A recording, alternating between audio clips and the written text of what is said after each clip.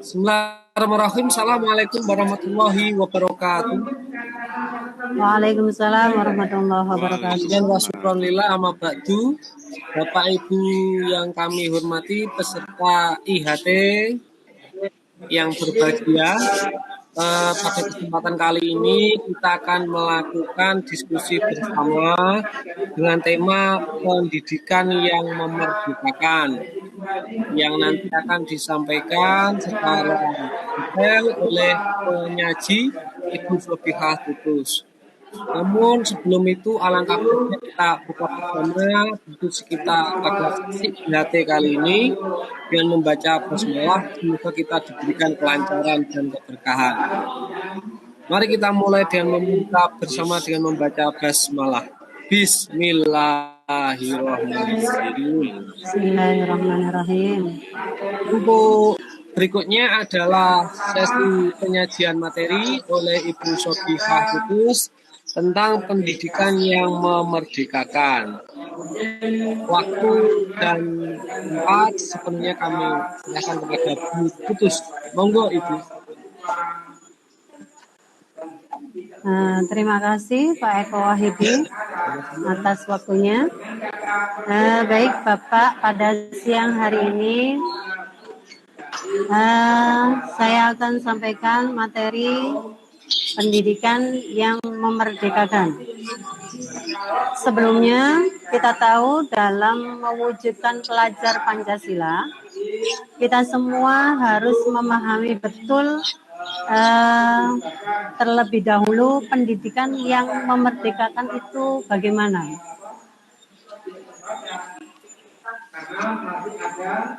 Di sini pendidikan ada 2 poin pengertiannya.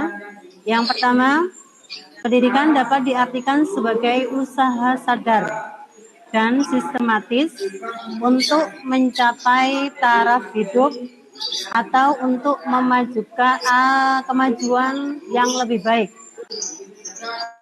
Itu sudah pasti, karena bagaimanapun kita mengenyang pendidikan itu tujuannya adalah kehidupan yang lebih baik. Untuk yang kedua, poin kedua, pendidikan adalah proses pembelajaran bagi peserta didik untuk dapat mengerti, kemudian memahami, dan membuat manusia lebih kritis dan dalam berpikir. Itu pun sudah jelas dan bisa kita pahami. Di sini lanjut, apa arti dari merdeka? Ada 2 poin. Yang pertama, dalam Kamus Bahasa Indonesia ada 2 definisi dalam arti merdeka. Yang pertama, merdeka dapat diartikan sebagai bebas dari belenggu, penjajahan, dan sebagainya. Kita ingat di zaman dahulu kita Indonesia khususnya itu dijajah oleh Belanda, yang di situ orang-orang Indonesia itu tidak bisa mengeksplorasikan baik itu pendapat atau hasil alam dan lain sebagainya, apalagi pendidikan, karena memang Indonesia dalam jajahan Belanda dulu memang bagaimana caranya orang Indonesia tidak mengenyang pendidikan. Maka belenggu di sini artinya kita tidak bisa mengeluarkan kemampuan kita atau apapun yang kita miliki seluas mungkin. Kemudian yang kedua adalah tidak terkena atau lepas dari berbagai tuntutan, karena memang kita terbelenggu sehingga apa yang kita miliki tidak bisa dieksplorasikan. Selanjutnya, pendidikan yang memerdekakan, yakni pendidikan yang melepaskan jiwa dari perangkap dunia, yang mengembangkan jiwa tetap dalam fitrah kemanusiaannya sebagai pemimpin dunia, atau kita sering mendengarnya yaitu khalifah fil ardh. Dalam Al-Quran juga Allah menurunkan manusia itu fitrah atau sebagai khalifah di bumi ini. Sehingga di situ ada pertengkaran atau perdebatan antara malaikat dan manusia, karena bagaimanapun malaikat di sini merasa karena dia atau malaikat sendiri itu diciptakan itu patuh, sedangkan manusia itu ada condong ketidakpatuhan, sehingga di situ ada perdebatan sedikit antara malaikat dan manusia. Tetapi karena Allah yang menghendaki manusia sebagai khalifah, maka malaikat pun tidak bisa istilahnya mendebat lagi. Kemudian tidak pernah tunduk kecuali hanya kepada Kholiknya. Itu sudah pasti, karena bagaimanapun fitrahnya manusia adalah kembali kepada Allah yang menciptakan. Oke, next. Filosofi pendidikan Ki Hajar Dewantoro.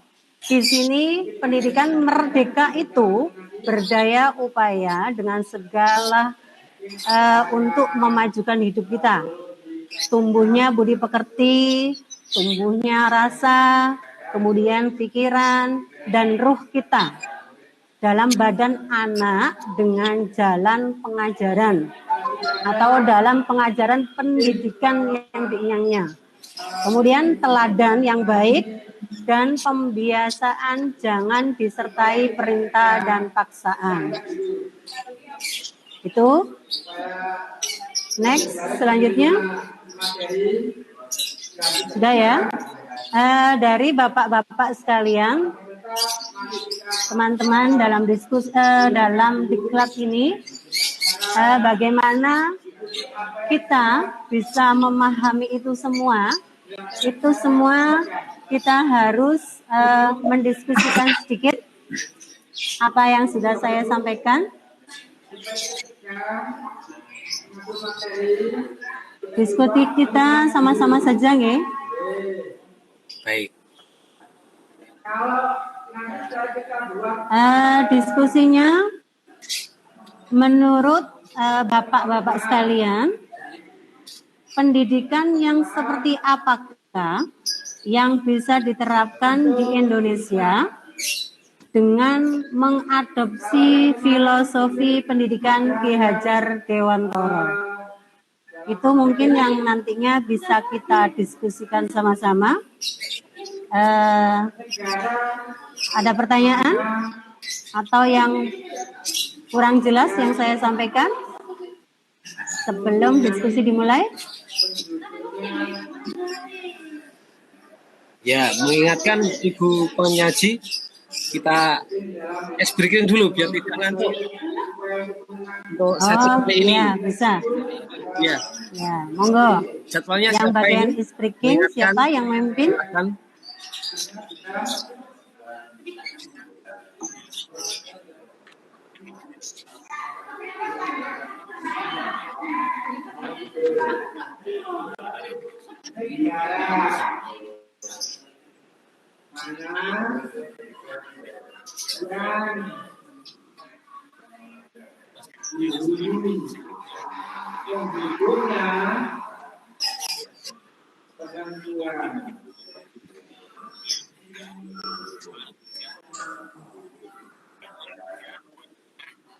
Ya, insya Allah.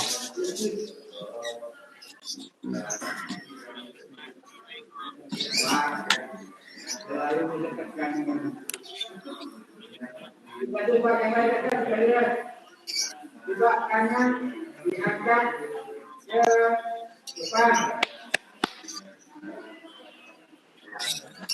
Kanannya diletakkan supaya nanti mulut Terus tadi kita hitung mulai 1, 2, 3.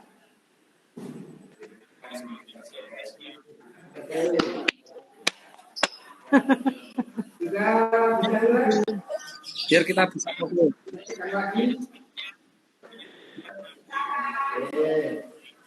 Itu kita kerjakan A, Baik Ibu, kita diskusikan bersama saja sambil menunggu teman yang lain. Ada beberapa hal yang ingin saya tanyakan kepada teman-teman berkaitan dengan tema Merdeka Belajar.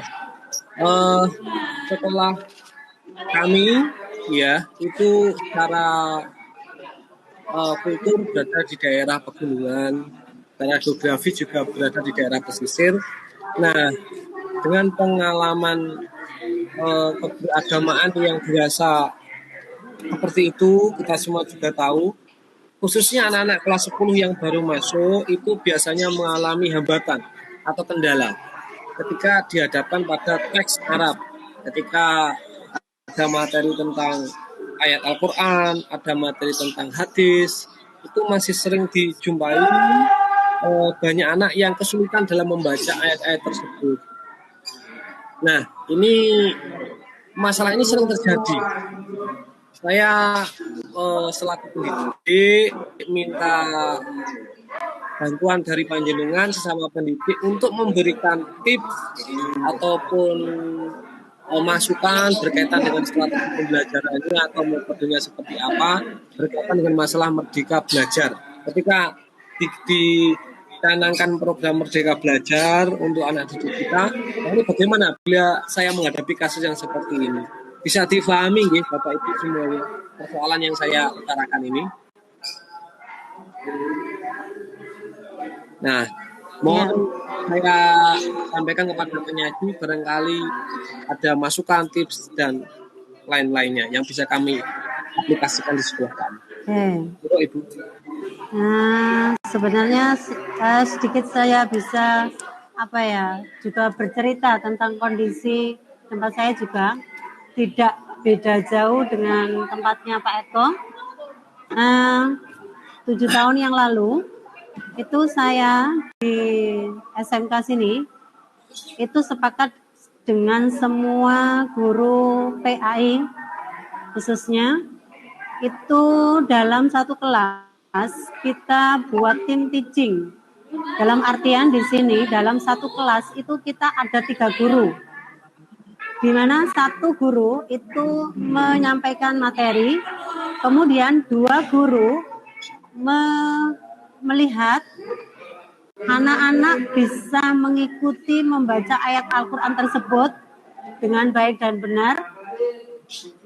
Kemudian di situ kita hanya fokus 1 ayat misalnya atau 1 surat misalnya Al-Fatihah.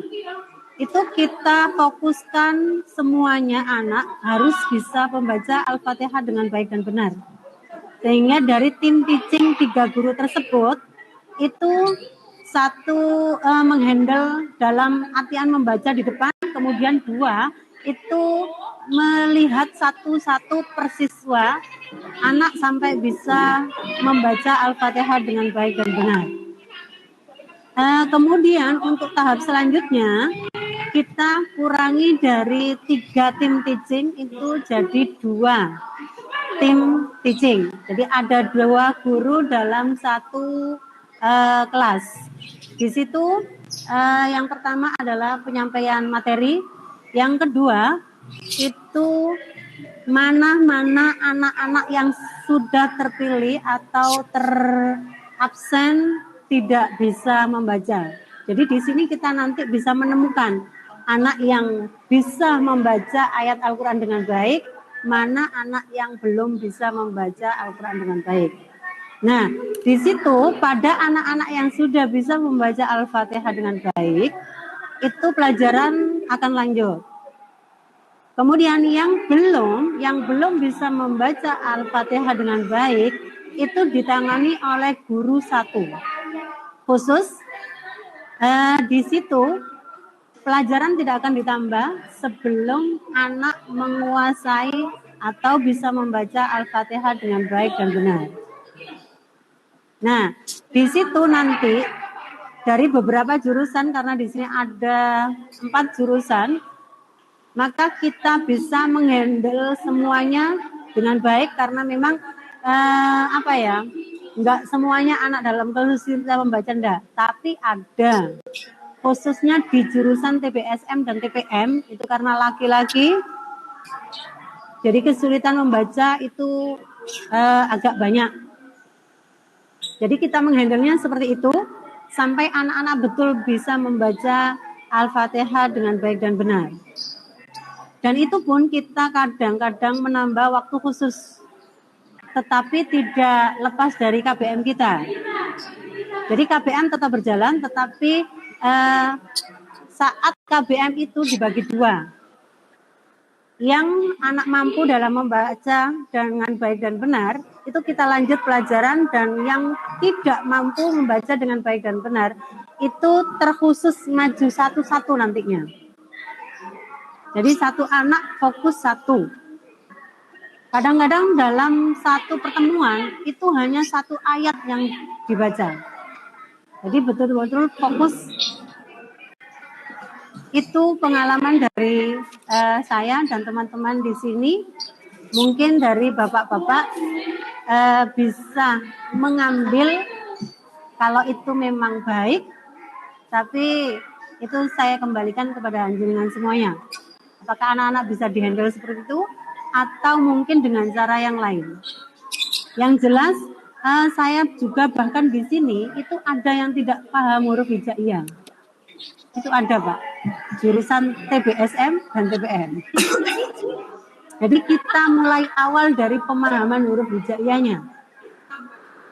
Dan alhamdulillah anak-anak kita support dan mereka semangat, mau tanpa ada malu. Bagaimana kita bisa mensupport itu? Jadi kita bagaimana memberi motivasi, ayo jangan malu nak, karena ini adalah fondasi kita. Itu. Ya. Mungkin ada tambahan dari yang lain? Dari saya cukup. Ya, cukup. Baik, terima kasih Bu Sobika. Terima kasih Bu Sobika Tutus. Nanti kedepannya insya Allah kami akan adopsi dan adaptasikan di lembaga kami. Harapannya semoga mereka benar-benar bisa tumbuh kesadaran untuk memenuhi apa yang belum bisa mereka bisa. Ya, saya hanya memotivasi mereka, dan tips dari panjenengan insya Allah nanti akan kami coba untuk aplikasikan di sekolah kami. Bapak Ibu semuanya, kita masih ada waktu. Barangkali dari panjenengan berdua, Pak Adi sama Pak Agus, di akhir sesi ini kita perlu memberikan refleksi sebagai bentuk kesimpulan kita setelah kita melakukan sesi IHT pada hari ini. Monggo Pak Agus dan Pak Adi bergantian untuk menyampaikan sebagai bentuk refleksinya berkaitan dengan masalah merdeka belajar.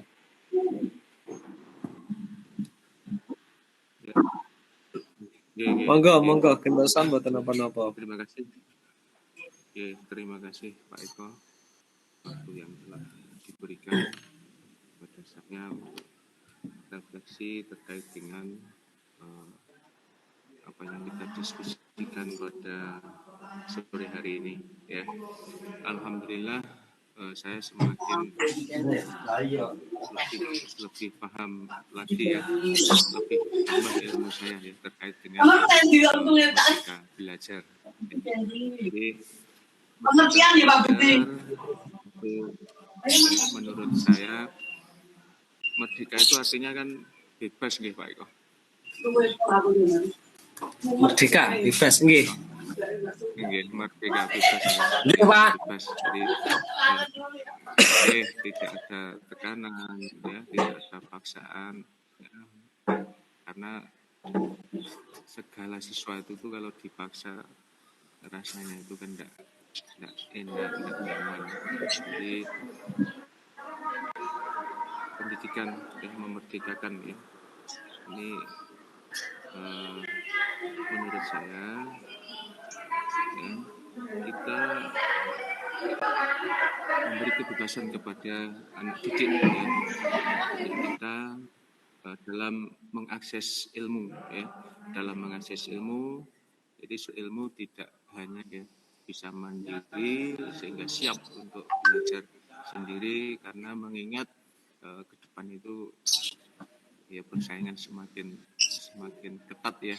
Jadi kita butuh namanya kreatif, namanya kritis, dan yang terakhir kemandirian ya. Jadi dengan merdeka belajar, insya Allah nanti anak-anak didik kita akan menjadi benar-benar manusia yang berkualitas, yang bisa beriman, bertakwa, kemudian berkebinekaan tunggal ikaan itu ya, yang pelajar Pancasila itu ya, insya Allah nanti karena kita sadarkan ya dengan kemerdekaan dalam belajar itu, insya Allah nanti akan tercapai. Itu Pak Eko menurut saya. Terima kasih. Terima kasih. Pak Agus. Pak Agus. Nggih.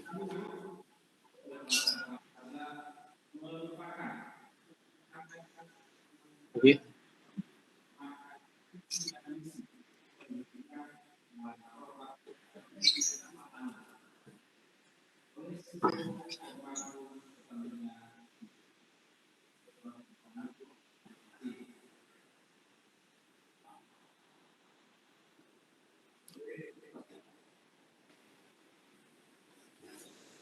Nggih, baik. Terima kasih Pak Agus. Bapak Ibu semuanya, untuk sesi pada hari ini kita sudah melaksanakan diskusi bersama di sesi IHT. Semoga kita semua bisa mengaplikasikan apa yang kita peroleh di lembaga kita masing-masing. Karena waktunya sudah sedemikian rupa, kita akhiri sesi IHT pada hari ini dengan membaca hamdalah bersama-sama. Alhamdulillahirrahmanirrahim. Di sini saya selaku moderator acara, apabila ada kekurangan, kesalahan, saya mohon maaf yang sebesar-besarnya. Assalamualaikum warahmatullahi wabarakatuh. Waalaikumsalam warahmatullahi wabarakatuh.